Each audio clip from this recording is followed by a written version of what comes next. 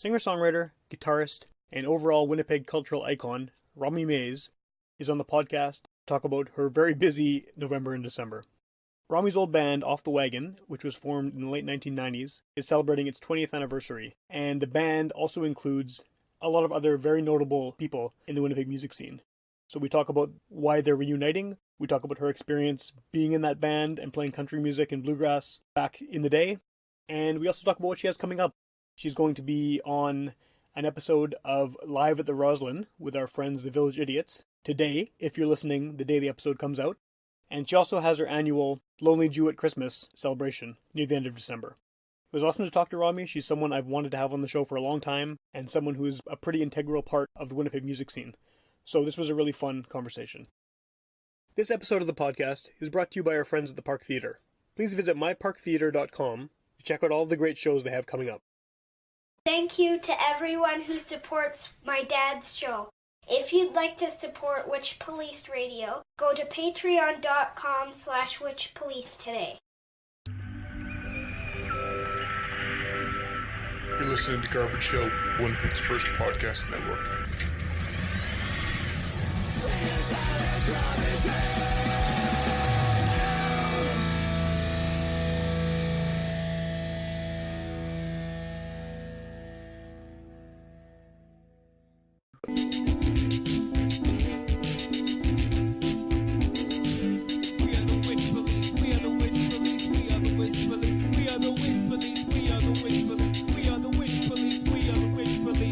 Welcome to Witchpolice Radio. I am in a car, in a parking lot, talking to someone who I would have liked to get on the show a while ago, but it just never happened. But yeah, but you've been involved in the local music scene for... I'm not saying how long because of right, but quite a long time though, right? I mean, and I think you're someone that's kind of come up a lot as, this is who you should interview. Right. But it's never happened. But now I'm glad we can actually sit down and have a conversation. Yeah. So you have a lot going on. Right, this week particularly. Yeah, so let's just start, if you want to introduce yourself. Hi, I'm Romi Mays. There we go. So I think that most listeners would know who you are. I mean, a large majority of the listeners from my show, as far as I can tell, are people in the local music scene. Right. So, like I said, you have kind of a very firm place in the local music community. So, I don't think we need any more introduction than that. No, you know who I am, and if you don't, catch up, yo. Right, exactly. Let's do this and learn. Yeah. But I figured a good place to start would just be, usually... you doing an interview, you start at the beginning, but you have something that kind of throws back to 20 years ago happening this week. Right. So, which started us in the music scene, so it's kind of a good segue. So let's start with that. That's the reunion of Off the Wagon. Right. Do you remember Off the Wagon at all? I remember the name. I started going to local shows, like all ages shows, around 95, 96. Yeah. So it would have been on posters and stuff, but I never actually saw Yeah, it was shows. cool. Like, I was playing a little bit before that, but I wasn't really playing on stage too much. Like, I was just doing I had a few trios and duos and stuff like that. But Off the Wagon was this really cool project. I actually had left town. I started Off the Wagon as sort of my own band. Okay. And then, but it was more like my folky, rocky stuff that I was doing at the time. And then I left town and it sort of morphed into this bluegrass country rock project. Right. And when I was in BC and I came back in 97 for a visit. Okay. And when I came back for the visit, I went to actually Kenora to see them play. Okay. And then it got me up to sing and stuff like that. And I realized I wanted to be back in the band and move back to Winnipeg. Yeah. So it was 3 members of which is now the Derangers. So Jackson Haldane, Tom Twisty Fody, and Chris Saywell. And my very best friend, J-Rod. Right. Joanne Rodriguez. Who is someone else I really need to have on the show. Yeah, you really do. She's hilarious and she would kill it. Yeah. But so she, and then our buddy Matt Coop from Landmark. Right. He was playing drums. And so I decided I wanted to be back in the band. They kind of said, well, we could really use a harmony singer and a rhythm guitar player. And I was like, well, I'll do it. Right. So I moved back to town and we started this band called Off the Wagon. And it was a weird time in music because there wasn't really this alt country thing that's sort of this big thing for the last 20 years. Yeah. But I remember it being, we were one of the first people to do it. And I don't know far and wide in the globe, but it seemed definitely around here. And so it was some originals that say Jackson would write or Joanne would write or I would write. Yeah. And even Chris Saywell was writing some instrumental stuff for that. And then we were playing it where the Giant Tiger is now. Yeah, okay. It was called, I think. The Horseshoe. It was called the Horseshoe. Yeah. And we were playing there pretty regularly. And this band Rodeo Date and us would do a lot of double gigs. And Rodeo Date's Chris Frere was in that, who actually is the AD for Winnipeg Folk Fest now. Oh, okay. Yeah. So it's kind of, they actually were making jokes about this reunion, saying rodeo date's gonna open and we're gonna like fly people in. And, But so it was just really cool time, really cool project. I ended up leaving. Is that good enough? Yes. Level? Oh, we're good. Okay. Yeah. Am I clear enough? Yeah. No, you're good. Yeah. So yeah, and I ended up leaving about say 7 or 8 months, maybe 9 months after that. Okay. And they kept going, for maybe another half year. And so now it's been 20 years and we're all back in town. Okay. So we've been talking about it for a while, and now that it's actually a 20-year mark. Right. It makes sense to do it now. Yeah. And it was like Jackson's always kind of been the helm of it. Like he was kind of the boss, and so he started pushing for it, and the timing was right. So cool. So we had 2 rehearsals already. How does it sound? Oh my god, it's really fun. Yeah, it's really like I was the weakest link then, and I'm the weakest link now. They all are, just these great players, and and Joanne was just this incredible singer, and Jackson, everyone was proficient at their instrument at the time, but I was just learning a lot of stuff. Sure. So even now when we're going back to the songs, I'm like, how does that go again? Yeah. Show me that part, when everyone already has it. So is there muscle memory kicks into that? Yeah, there's a lot of muscle memory, and we all can't believe how much. Like the first rehearsal we did, it took us like 7 or 8 hours. Sure, of running 25 songs, Yeah. And then last Sunday we just did another one, and it was actually a little smoother. And so we play this Friday at times. Cool. We're doing an early show and a late show. Yeah, I think I saw those too. Yeah, because like a lot of us now have kids. So for sure, definitely. And a lot of the people that were our fans have kids. So it's good to have that option too. Definitely. And I'm actually really impressed with how many, like the event says like over 300 people are going or something. Cool. So we didn't really know that it would be successful, but we're really pumped. So yeah. Well, I mean, 20 years, a lot of things can change with the audience too, right? They totally. can move away, or like you said, have kids. And, so that's why it was good to do the early show option. But also, a lot of people who have become like say my fans or D Rangers fans or J-Rod fans want to see the project too. Yeah, for sure. So there's a really cool crossover now. Well, people who never saw it in the first place, right? Yeah, people are too curious. young, and that's cool. That's so really cool. So it should be a really fun night, and that's happening this Friday. So we'll see how it goes. I know that I've always through the rehearsals I was like, well, if I don't know what I'm doing, I'm just gonna go like and muffle the guitar, But there's some cool songs and songs that we wrote that we forgot about, so it's kind of cool. Okay. Yeah. How did you? I mean, what was the process of coming back to the songs? I mean, I'm sure you probably heard a few of them over the years, just reliving old memories or whatever. But just like sitting down to actually learn them again, what was that process like? It was more like Tom Twisty Fody. Twisty has it was kind of like if he said it, that's the way it went. Okay. We listened to him. None of us could find an Off the Wagon CD, even though they were out there. Right. And I found one, and it wouldn't. Then I was like, I found one, guys. I found one, and it wouldn't scratch or something. Yeah, wouldn't burn into my computer. Yeah. So a lot of us were just hoping that we knew it. It was really fun to try to remember it, but it did actually come back way quicker than we thought. Cool. Like somebody like, oh yeah, there was that part. Oh yeah, there was that part. And then, next thing you knew with the muscle, like you said, the muscle memory. Yeah. But it was fun because the 5 or 6 of us hadn't hung out in Right, so long right. in that configuration. So you get that too. We were just busting gut. Like we were just laughing so hard, and it was all like we were, I felt like it was 20 years ago. Yeah, again. that's awesome. Yeah. So it's pretty cool. And Off the Wagon. I mean, we're still all off the wagon. So it's still really funny. Still applies. Yeah. That's funny.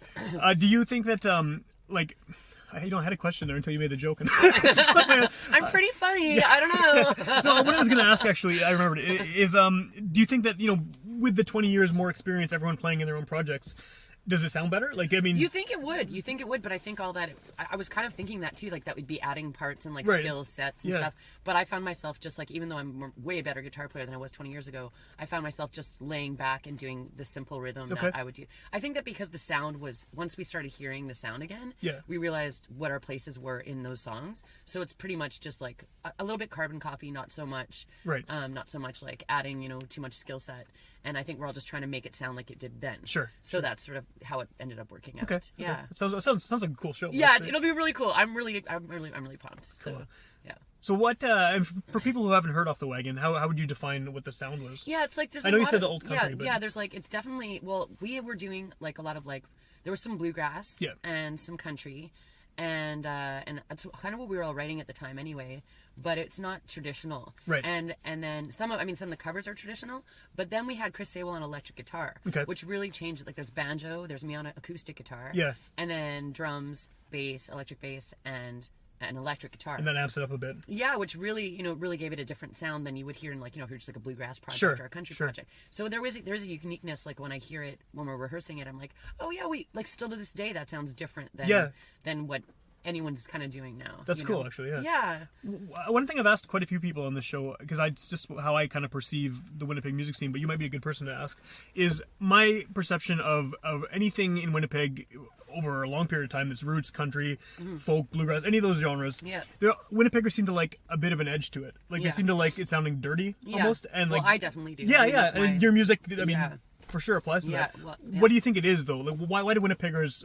Because we're a dirty, grungy group of arseholes. Like we're a bunch of hard-edged, cold winter people, and we're not like, we go to the West Coast and all their folk and bluegrass and countries were light. Yeah, sure, it's chill. So I hear what you're saying for sure, and I think that is something to do with we're. People sort of know Winnipeg as being like this party rock scene. Yeah. And the same people that play banjo in one band will play drums in a punk band. In a punk band. I was just going to say, yeah. So there is Joanne being in this, she's also like a bass player in the front of Sorrells, right? Yeah. So, and she's been in all these punk the Giants, Angry Dragons, exactly, Chicka Boom Boom, so bringing that grunge into that, I think it's just a very Winnipeg thing because of how hard-edged we are. We all drink, we all party, we all go. It's you can get beer till 2:30 in the morning. True, yeah. There's after parties, you know, and we're not sitting on, the ocean side chanting to the water nymphs. Or whatever, you know what I mean? Yeah, for sure, So we're just a harder group of people. Okay. Like most people that pass through Winnipeg always say when they're on tour, we have to prep for Winnipeg because it's going to be crazy. Yeah. Do you think that just comes naturally though? With your own music, do you think that kind of grittiness just sort of is there automatically? Or? For me, it is because when I grew up, I was all about Joan Jett, and and the music I listened to wasn't very folky at all. Actually, it was more when I joined Off the Wagon in '97 that I started they were giving me cassette tapes of bluegrass and stuff like that. Until then, I hadn't really paid too much attention to that. I was listening to grew up on lots of classic rock. I listened to what would be the equivalent to 92, 97 now on the radio all the time, and I was listening to CCR, The Doors, Jimi Hendrix, Priest, Maiden, AC/DC, stuff like that. So I always wanted to play that style. And it was just a matter of time till my skill caught up to that. Sure. But at the time, that was a really, that was where my skill level was, just being able to just in G now, same thing. I was I could do that. Yeah.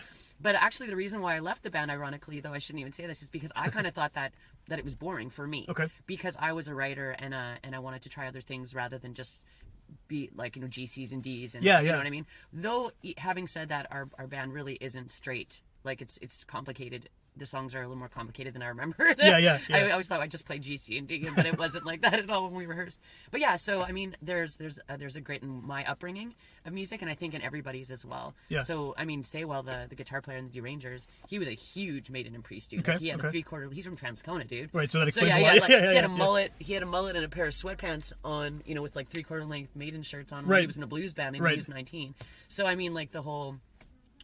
all of us really are when we were taking breaks in our rehearsals, Matt Coop would come from behind the drums and start playing Priest on guitar. So it's just, that's where we all come from. Well, it's a weird crossover thing too, because it's such a tight-knit community, right? So you have guys from metal bands end up playing in a folk band or vice versa or whatever. Totally. Yeah, and I think that's, why there's so much edge in even this, it's I don't want it to be sold wrong, we're a country bluegrass band, but we weren't, you know what I mean? Right. We were a rock country bluegrass band with a weird twist, and and there's a lot of edge and some beautiful harmonies. There's a lot of 4-part harmonies, and then there's also just raw, stuff that's a little looser, What do you do when the world starts calling your name? What do you do when everybody's feeling the same? What can you do when you wanna shake it up? Well, your time to shake is out of luck. What do you do when the weight can't carry her? What can you say when language is your barrier? Where you gonna go when they wanna bring you down? Live where you're from, you ain't never leaving town. Na na na na na na na, you're getting older. Na na na na na,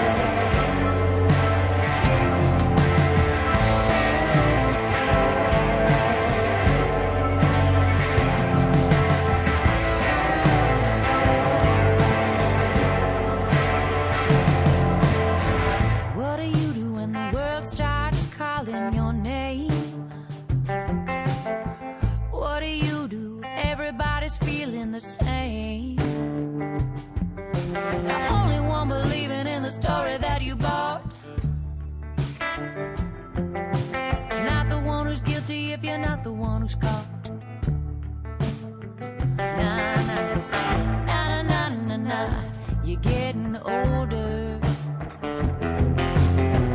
Na na na na na, you're growing colder. Na na na na na, devil on both shoulders. Devil on both shoulders.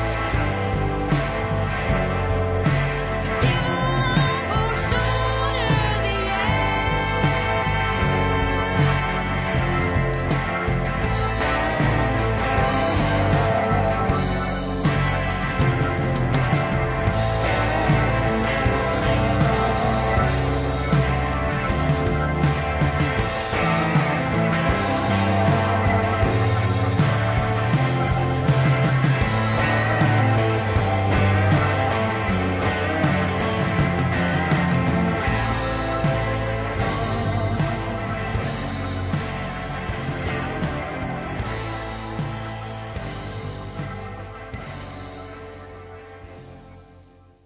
Well, the simplicity of country kind of lends itself to that the same way punk does too, right? Sure. You can put a lot of emotion into it because the playing is not overtaking the kind of the rawness of it. Totally. Yeah. And does that obviously leaving the band and starting on your own has worked out for you? Well, you've I mean, done like, pretty well. I moved to, I hitchhiked actually out to the West Coast right after an Off the Wagon gig. Okay. I said, I think I'm leaving, and I packed a bag, and then at the end we were playing at the Pyramid. I think we were playing with Ray Kondo, actually. Okay. And I just found a ride. Yeah, just got and I out was of like, there. I think I'm going to take it. Yeah. And I just went to the West Coast, and that sort of began my many years of like hitchhiking and traveling and grabbing a van and playing solo. Sure. And learning blues a lot more and stuff like that. And so yeah, like that path. If without we all, and then the Derangers would never have been without that project. Sure. Either. Yeah. And then J-Rod, like I have no idea what she would have done. She would have done everything great no matter what. Yeah. But so yeah, and Matt, he actually just lives in Landmark.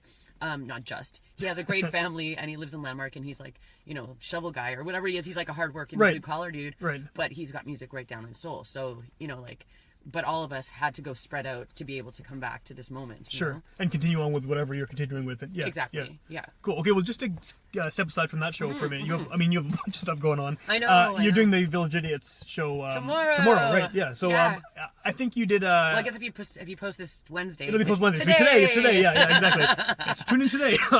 But you did an acoustic thing for them last year, right? Is that? Yeah, I did. Like they were doing a little bit of because their place is so cool. It is cool. Yeah. Those guys are just the best. I mean, there's nothing. I can't say a bad word. I can only say amazing words about Kevin Repay and Riley Sanders. Yeah. Sanders, like what they've done with the Village Idiots and their support for the music scene is unholy. Like no one's really doing it like they are, and to that level of professionalism. And stuff. Yeah. And I mean, like I've always tried to procure shows, and I've always tried to get the music scene boosted with my songwriters extravaganzas and things like that I've done. But I think what they're doing on a regular level, like on a regular basis, I mean, is just at another level. So yeah, last year or so, I guess they were part of their series that they were going to do was the Roslyn live sessions. So they also have like a sunroom. Yeah, I've been in there. It's pretty cool. Yeah, it's awesome. So their place is just awesome. And so I went in and I just did a couple acoustic songs, and I was just happy to be part of anything that they're doing. You know, like some people have said to me, like, well, you're kind of ahead of the game. Like, do you really need the Live at the Roslyn for these new and up and coming bands and these new modern bands that are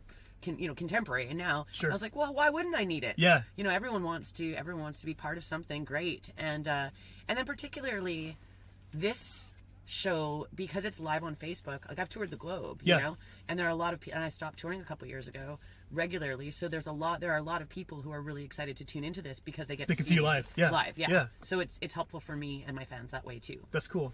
Do you who do you think is your audience right now? I mean, going back to the Off the Wagon thing, you've been doing this for a long time with different projects.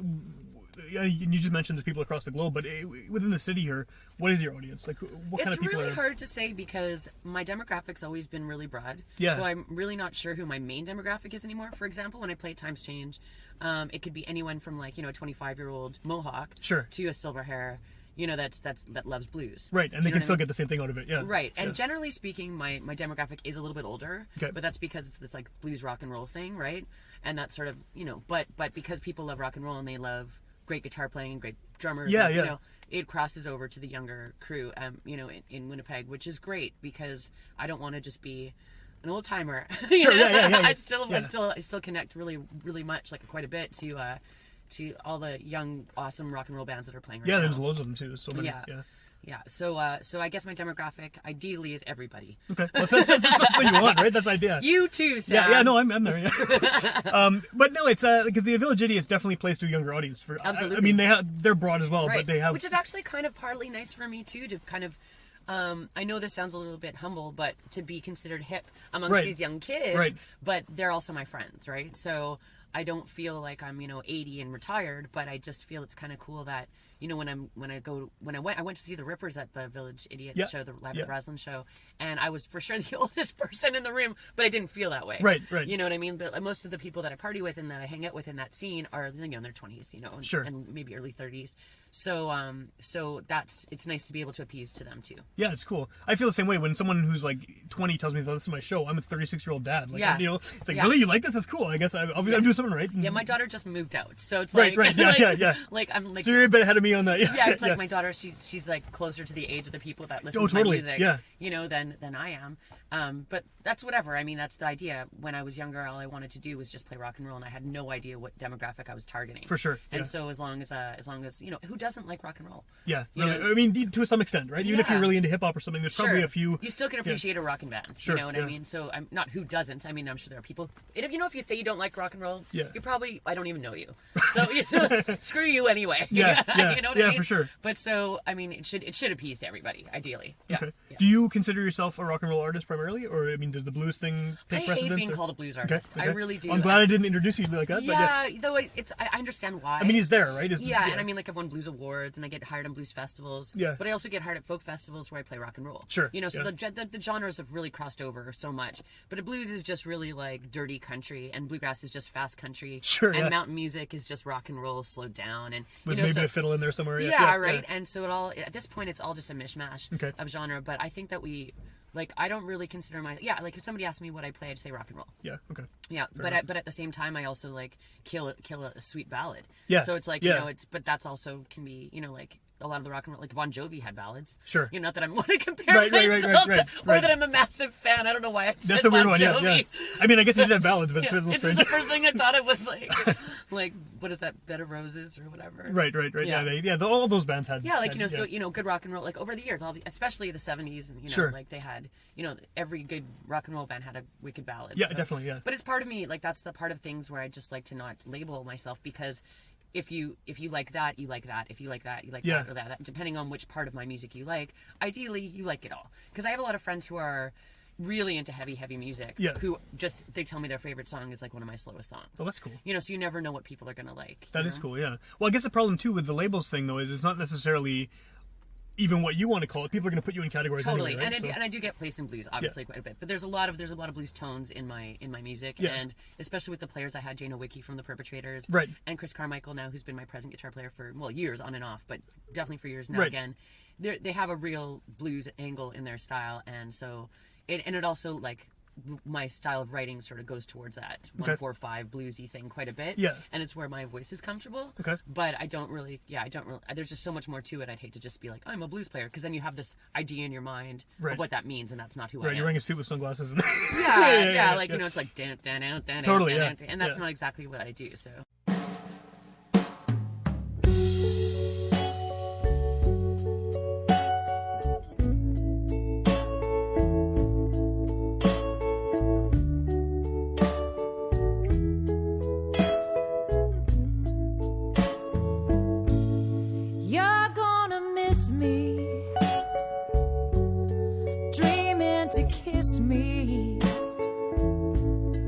And you'll be broken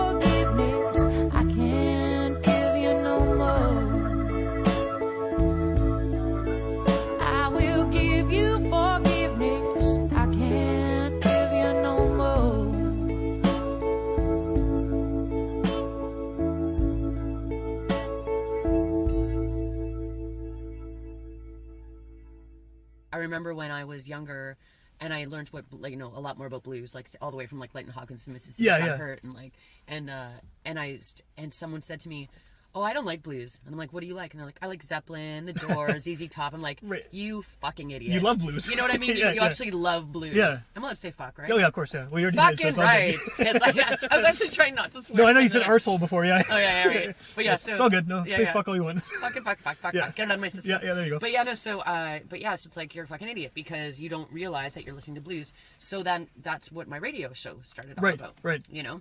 So my radio show was like, I wanted to teach people that most of the contemporary bands and the modern bands I listen to, their influences are blues, and why the connection. Sure. So that's how it started, and eventually it morphed into something else as well. But yeah, that's been one of my biggest exciting lessons that I could teach people in general, is just like, blues is rock and roll. Yeah. Yeah, they come from the, it's just, I mean, even AC/DC's like mostly blues. Sure. You know, it's like, but you don't really think about it because you're not hearing it the way you think blues is like. You're not hearing that thing you were just saying. And like, you know, people picture like just some old black blues man sitting like, on a chair on the streets. Yeah, you know, definitely. Yeah, but I mean, it's rock and roll is blues for sure. It's just louder and sped up. Yeah, kind of. Yeah, a little bit more than that, but yeah. It is, but that's the gist. But no, it's interesting because I think a lot of people don't really think about what the origins of the type of music they listen to is. It's and everything comes from somewhere, right? So Absolutely. you can. It's funny. No, Someone I mean, loves like, even just something. like Dave Grohl, like his favorite artist in the world is Little Richard. Yeah, right. You know, and it's like, you know, and then there's like the whole Motown movement. I mean, that's just segued blues to rock and roll too. Definitely. And there's so it's really hard to say what's blues and what's not, especially when you're putting the title rock and roll on things. Definitely, yeah. And you can even go like hip hop is punk. Right. What started? I mean, and there's actually more hip hop. There's more blues in hip hop than people even totally. realize. Yeah, well, yeah, exactly. Because they're sampling blues all the time. Yeah, sampling soul records, which are blues records originally. Anyway, it's cool. And like soul and funk. You know, it's like all the same. Yeah, thing. definitely. Yeah. Everything's the same. People just like to split it up and pretend like, it's something different. But that's the way people compartmentalize music. Oh, It yeah, makes definitely, sense, and definitely. it's fair. I do that too. Like absolutely, me too. Like, you know, if I said, "Oh, they're very like so and so," because you have to do that to make sense of it. That's how we do it. For Familiarity. Sure. So who would you say as a comparison then, if someone wanted to know what kind of music you played? Is there like a kind of a higher profile artist that you would sort of say, okay, well, if you like this, you'll like me? Yeah, I do. I say if you like Joan Jett and you like the Stones, then you'd like us. That makes sense. Yeah. So because it's Stones is also a great example of like a rock and roll band that's blues. Yeah, 100%. Yeah. And I mean their influence is all blues, right? So and it's just right out there too. They don't try to. They don't even try to cover it up. Yeah. But so like I think because my band and what I write, like my band is capable like this, like it's Stonesy, very Stonesy rock and roll. And Joan Jett, because if you like the female front rock and roll chick, then you'd like with me. a bit of edge to it. Yeah. I mean, like, you know, I sing raspy and I sing raw, and I've never really considered myself to be a great singer. So the fact that I can sing it all is a miracle, you know. So, but yeah, like so I usually throw that out there. It's just a loose. You know, Joan Jett and the Stones. If you like that, then you'd like my band. And that's a pretty wide group of people anyway that like those bands, right? So hopefully that sort of makes, maybe it's just a selling point. Maybe I just say that so people will try to like my band. Yeah, well, I kind of like those.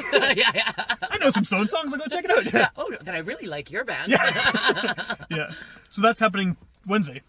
Sorry to go back to the so Live actually at the today, technically, today when you're listening to this, but we're in a car on Tuesday. Yes. So it's tomorrow, but yes, tonight, technically, Wednesday, November 14th, 8 p.m. to 9 p.m. is Live at the Roslyn. You can go on my Facebook or any of the Village Idiots Facebook, and there's a link to just click on, and then you're automatically watching Facebook Live.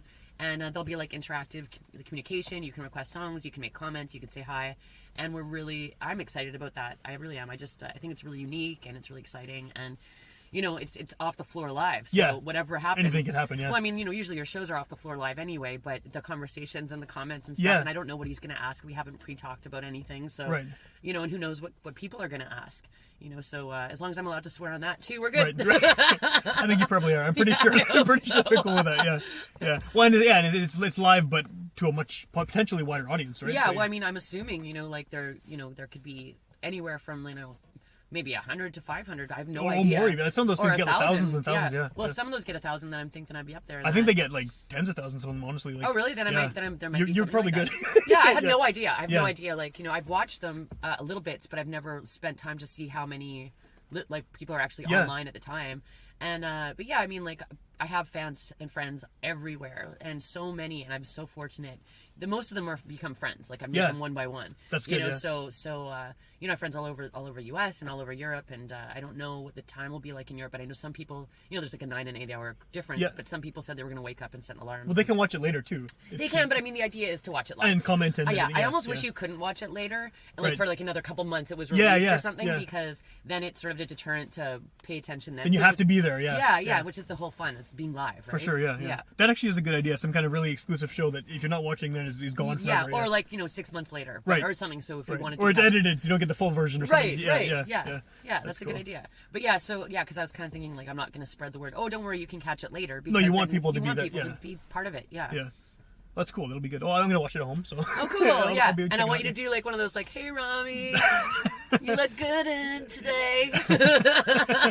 Nice pants." Yeah. I don't know. Sounds like blues. Yeah. You sound bluesy today. You're like, "Fuck you." Yeah.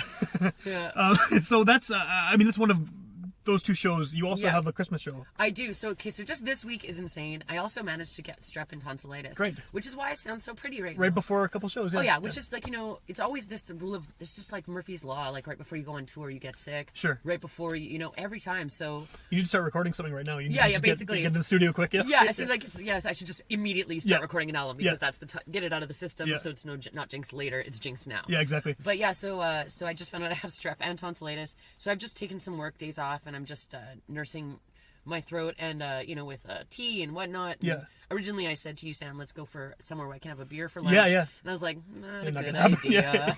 I want to, but I have to take care of myself. Yeah, at least until these shows are done, right? Yeah, well, and I figure Saturday night, watch out, people. I'm going to be raging. Because after Friday night, I work Saturday at the Toad. And then I'll be like, Saturday night, oh my God, I don't even care if I'm still sick. I'm going to rage because I have to hold it in all week, Right. Just let it loose, Yeah, and actually Thursday is Rain Wolf at the Pyramid. Okay. I don't know if you know who that is. I've heard the name. Is another one? The name sounds familiar. My buddy Jordan Cook, he's from Saskatoon, actually, who's made it huge, and he's open for Sabbath and blah, blah, blah. Cool. And he's pretty much like one of my favorite rock icons. And so he's playing Thursday at the Pyramid. So Wednesday I do the Live at Roslyn. Yeah. Thursday I'm not missing that show, sick or not. And then Friday I do two shows at the Times. So that's a big week. And then I've got a little break. And then December 22nd is my Lonely Jewett Christmas show. Right. It's a great name for a show. Well, so that actually started. Do you mind if I? No, you okay. Go. Okay. Sometimes interviewers say that they don't even have a chance to ask me questions. No, please go. Okay. This is good. I'm curious. Okay. It all started because maybe a decade ago, maybe more. Yeah.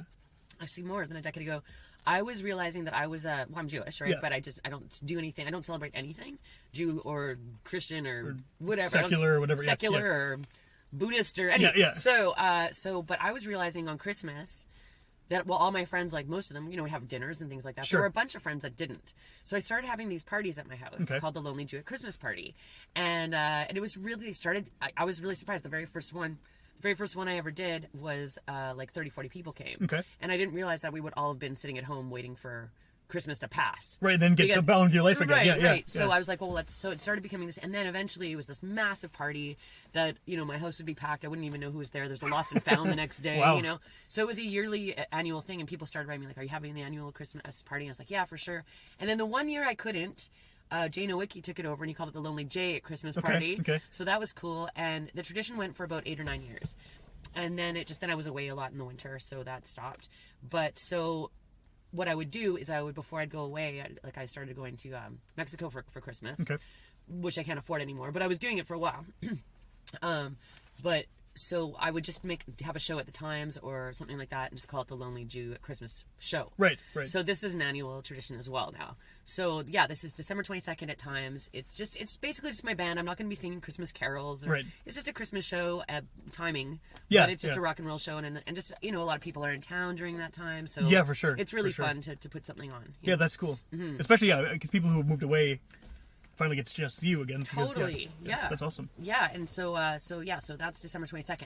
So keep that on your calendars, because that one's a fun one. And Times does pack for us pretty good, but if you get there in time, you can still get, and they've expanded it now. Cool. I haven't been since they did that. Oh, it's so nice. Is it? Yeah, it's so nice. I actually, I couldn't get my head around it for a while, even though I'd been there so much, where the wall started and where it ended. Okay. Because I was standing there, and the bar is much bigger now, and it goes to the back. Cool. And the kitchen is a lot smaller. So you think that the kitchen starts at the same spots. You're trying to figure out where they moved stuff, but it's actually it really opened the room. Cool. I don't know that it changed capacity so much. It just changed the squishiness. Okay. Of time has changed. But that's kind of the appeal, though, is a small capacity, but right? It's still, but I mean, yeah, exactly. And it's still like it's squishy, but it's not claustrophobic. Sure, yeah. Which is what a lot of people's problems were with when they'd go there. They go like, oh, I'd love to go, but I can't stand standing. Yeah, in the I can't sit down, and there's no chairs. Yeah, and so there's a lot more space now, and so that might accommodate to more people too. Yeah, I've done that too. I've wanted to go to shows, and then realizing that like there's 300 people saying they're going, and I'm not going to get anywhere to sit. Well, then there's the irony, right? Because there's such a... John Scholes and I had been talking a lot, that John Scholes, who owns the Times, had talked about the irony of the success of Facebook events. Yeah. Because people will say, so many people are going, so... But not all of them go, right? No, Obviously. they just say yes to everything. They're interested because they're trying to be supportive, which is nice. But then a lot of people say, oh, I'll never get in. Oh, I've done that, And then it's empty. Yeah. Not empty, but, it's not sold out. Right. And those people wouldn't come otherwise if... Yeah, right. Totally. And a lot of things that was like a big stigma attached to the Times Change for a really long time as well, was that people assumed that if they weren't there at 9:30, they weren't getting in. Yeah. And then there'd be like 10:30, 11, and John's like, or the staff are writing, still space available, come on in. And I found that as well. Like, I mean, my shows do really well at times, but there were moments where I was like, I can't believe, like, there's like, it said 300 something people were coming to my show tonight. And there's 50 then there's, or something. Yeah, there's like 70 people. Yeah. Because they all thought it was going to sell out. Yeah. So there's a twist to that whole irony of Facebook events. I do want to support. I do the same thing. I say interested if I do too. just because I want to support it and I want it to like help the event, but then it's misleading. I often do it because I wanted to pop up again for me, so remind me the show's happening. And then half the time it's like, oh, I can't go. My kids are doing something or whatever. Right, and then you don't want to like go like not going. Yeah, because I feel bad. Yeah. I don't even know if I've ever used the not going button. I don't know if I have. I think I have if like I've been very clear that like I can't. Yeah, like I think if you just don't say anything, you're not going. It's but like implied, not going feels like a slap in the face. Kind of does, yeah. Yeah, like actually, I took the time to say no to your show. Yeah, I'm saying no. Yeah, I'm not going. Actually, the funniest thing too was I got on. It was either the Roslyn one or the Off the Wagon one for this week. Yeah. And someone wrote, not no thanks. It was actually, I can't even remember what it was. It was something negative though, and it was just like, it was like their comment on the in the event was like, no, I don't want to, or something like that. Something like that. And I just wrote back question marks. What? Yeah. Like, why would you even bother writing that? Just don't say anything. Yeah. Why would you be negative? Like, no, I don't want to go. Well, fuck you. Don't go then. Yeah, exactly. Stay home. Yeah. You stupid asshole. Like, fuck you. Really, like, why are you spending time to write, like, a negative thing on my event or whatever? So I just remember, I laughed at it. Big deal. But it's still like, really, people? Like, I can't even press the not going button. You're going to write, no, I'm not going. I don't want to. Yeah. It's weird. The internet has ruined the way people go to shows in general, because that's. I mean, before you probably could have done the same show and got just as many people out by word of mouth, by posters and stuff. And now it's just there's these weirdos. Like, well, you know what? It's funny. I don't remember the last time I postered for something. Yeah, because no one does anymore. Right, and you know what? You can't argue with free. No. You know what I mean? I like an event is booked, and then boom, like it's like everyone knows about it. Yeah. And they have it in their phone, and and it's completely accessible. And there are very few Luddites that I know that aren't on Facebook, but almost everybody is, which is also a good segue now to the Cavern, right? Yes. Because I really care about the attendances at the Cavern, so that makes sense. So yeah. So it's really misleading. Again, I get excited and I tell people, like I tell the staff, you might want to have a second staff on. Sure. It looks like it's going to be massive, and then that thing happens again where and then it's like, whoa, it didn't even sell out. Yeah. And so like they didn't need the second staff person. So people out there, my tip to you is maybe just put going if you're going. And then don't put anything else. And then don't put anything else if you're not. I mean, it's nice to have like that, 300 people are going. You feel popular. You feel like, your show's going to be a success. Right. But it's confusing for the staff and for the event. Sure. You get your hopes up, or Then again, now if I say that and then it's just like 42 people are going to your event, you're like, why did I say that? Yeah, why aren't enough people going? Now I'm such a loser. Yeah.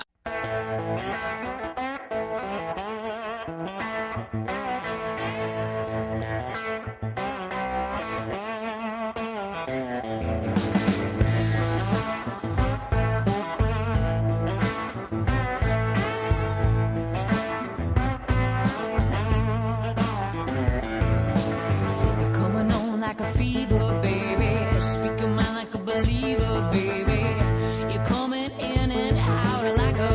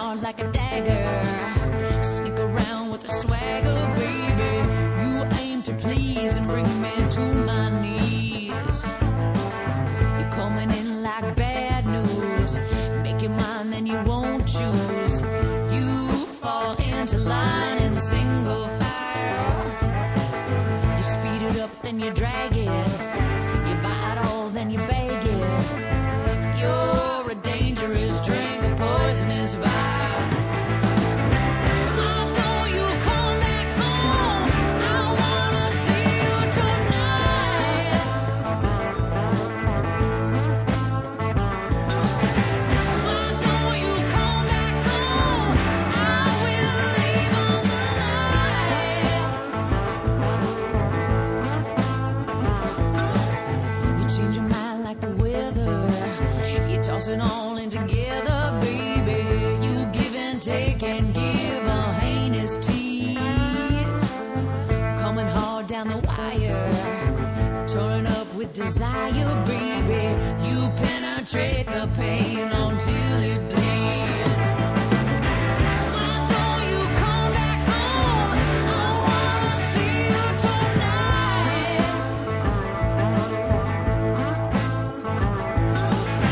Why don't you come back home?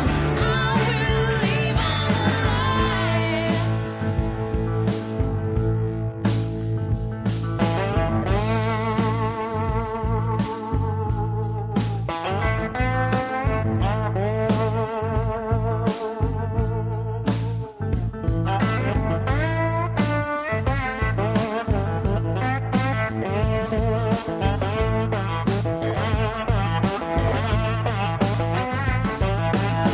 Make your mark like a bee sting, baby.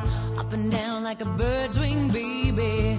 Tuning in and out like a radio dial. Ram along like an old fool. Play the game like it's old school. You misbehaving like a problem child. Why don't you come back home? I wanna see you tonight.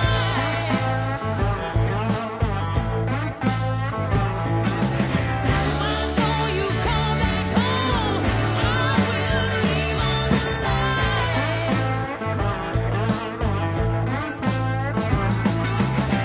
Why don't you come back home? Come back home.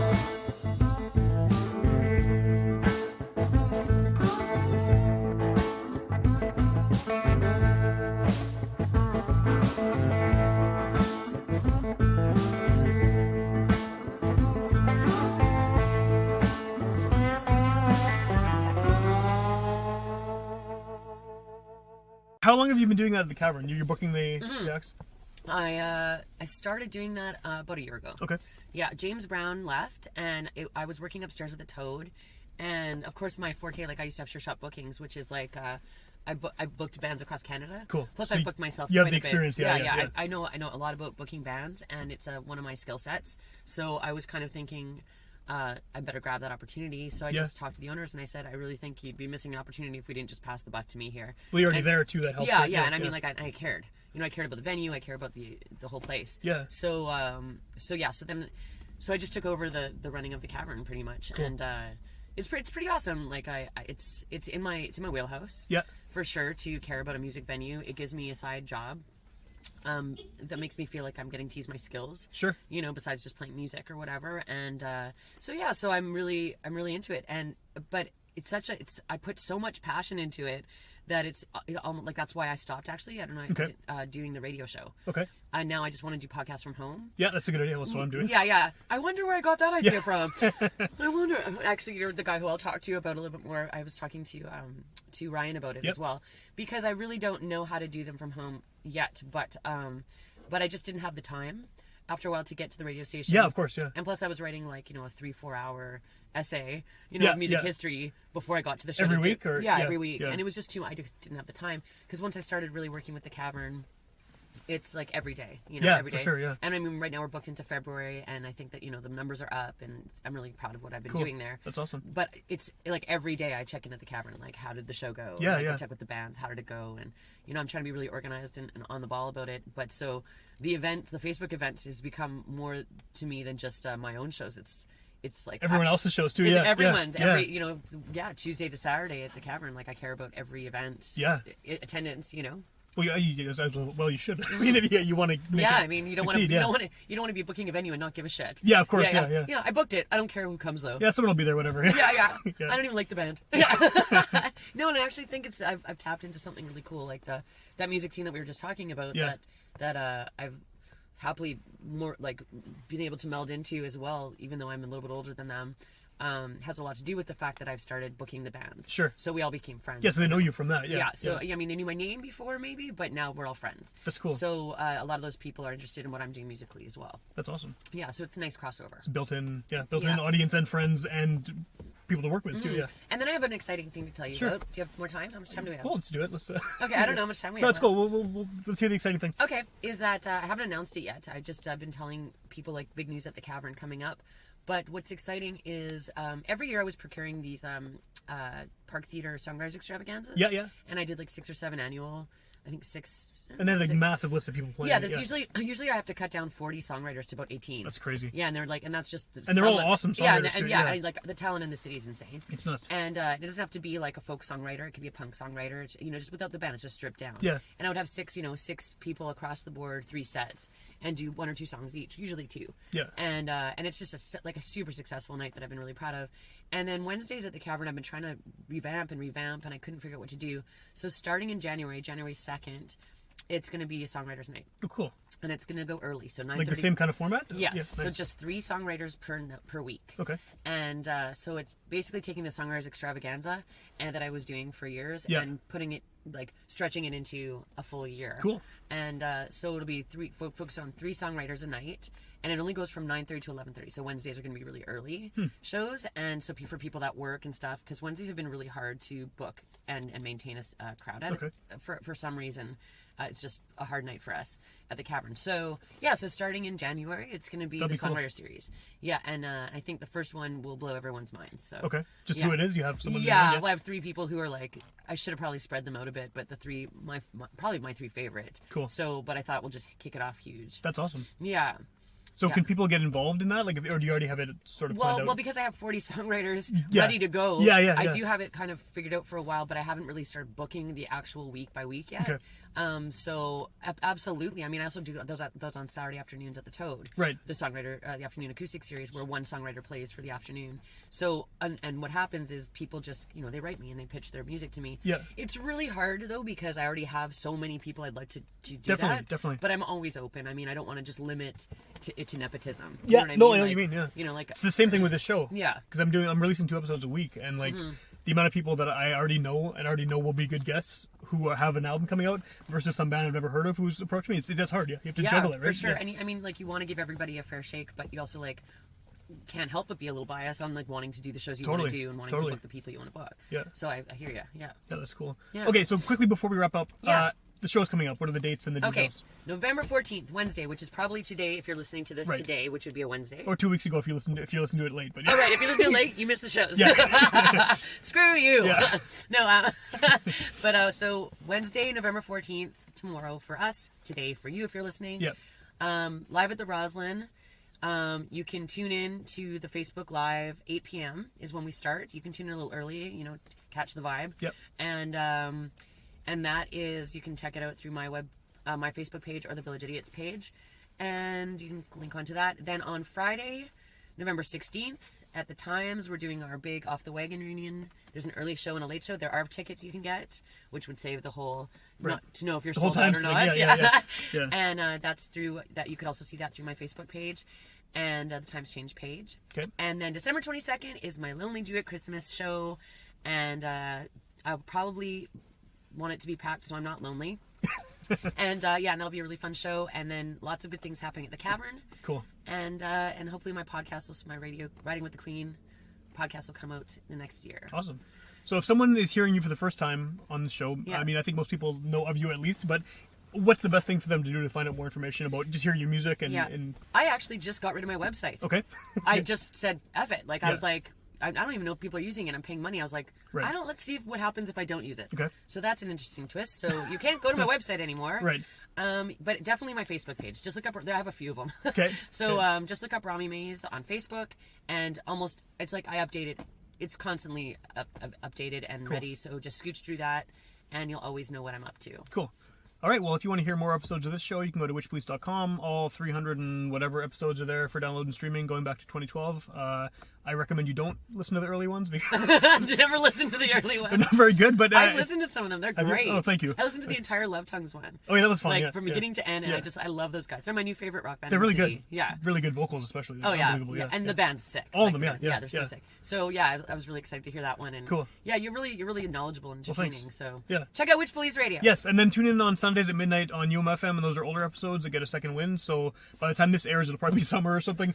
And the shows will be long over, but people can still check out the Live at the Roseland. But you can still like me. And check out your music and like your Facebook and everything. Yeah. Awesome. Well, there we go. That's a podcast. Thanks, Sam. Thanks a lot.